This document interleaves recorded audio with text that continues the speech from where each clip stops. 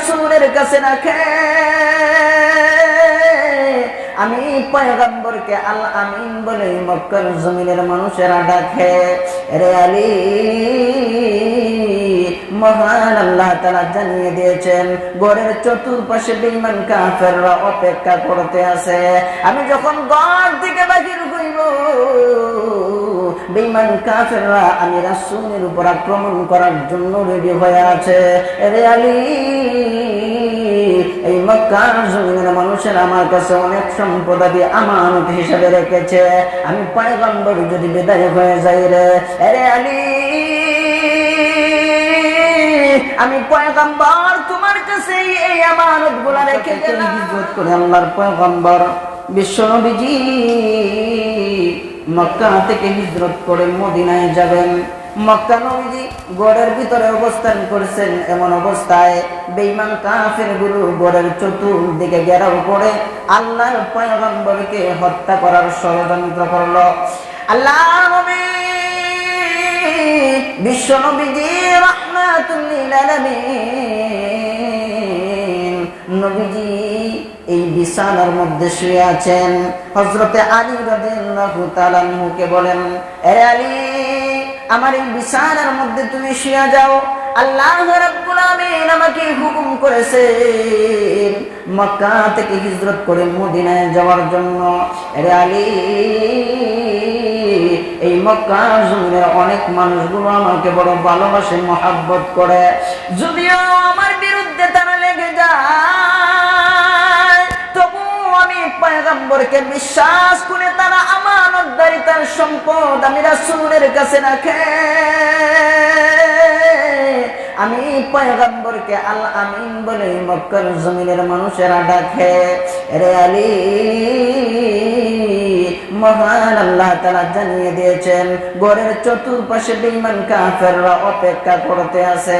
আমি যখন ঘর থেকে বাহির হইব, বেঈমান কাফেররা আমি রাসূলের উপর আক্রমণ করার জন্য রেডি হয়ে আছে। রে আলী, এই মক্কার জমিনের মানুষের আমার কাছে অনেক সম্পদাদি আমানত হিসেবে রেখেছে। আমি পয়গম্বর যদি বিদায় হয়ে যাই রে আলী, আমি পয়গম্বর তোমার কাছে এই আমানত গুলা রেখে গেলাম। এই মক্কার জমিনের অনেক মানুষগুলো আমার কাছে আমানতের সম্পদ গুলা রেখেছে। এই যে না, ওইটা অমুকের কাছে পৌঁছায় দেবা, ওইটা তো অমুকের কাছে পৌঁছায় দেবা। আল্লাহর পয়গম্বর বিশ্বনবী এমন একটা ভয়াবহ পরিস্থিতির শিকার হয়েছেন। এরপরেও আমানত গুলা আল্লাহর পয়গম্বরের সাহাবী হযরত আলী রাদিয়াল্লাহু তাআলা আনহুকে বুঝিয়ে দিয়ে গিয়েছেন। এরে আলী, আমি রাসূল যদি মদিনায় হিজরত করে যাই, তুমি আলী আমার এই আমানতের সম্পদগুলা মক্কার মানুষদের কাছে বুঝাইয়া দেবা, এরপরে তুমি মদিনায় হিজরত করবা। বলেন পরিস্থিতিটা, অবস্থাটা কেমন ছিল? সহজ না কঠিন? এই কঠিন একটা সময়ের ভিতরে আল্লাহর পয়গম্বর আমানতের জিনিসগুলা হযরত আলী রাদিয়াল্লাহু তাআলা আনহুকে দিয়ে গেলেন। হে আলী, আমার কাছে আমানত দিয়েছে লোক সকল, এই আমানতের খেয়ানত করা যাবে না। তুমি আমার পক্ষ থেকে তাদের সম্পদগুলো তাদের কাছে পৌঁছে দিও। সুবহানাল্লাহ। এমন আমানতদার ছিলেন আমার রাসূল। আর এই রাসূলের উত্তরসূরি, রাসূলের উম্মত দাবি করে আজ হাজারো মানুষের আমানতের খেয়ানত করা হচ্ছে।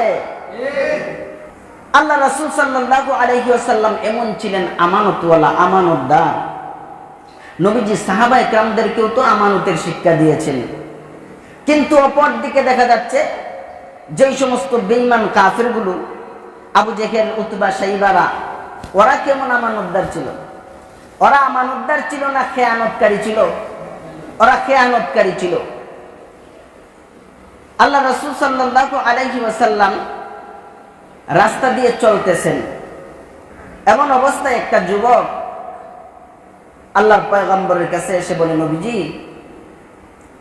আমি কিছু সম্পদ রেখেছিলাম, কিছু টাকা পয়সা রেখেছিলাম আবু জেহেলের কাছে, আমাদের নেতার কাছে। এখন দেখি আমাদের নেতা আমার এই টাকাগুলো দিতে চায় না।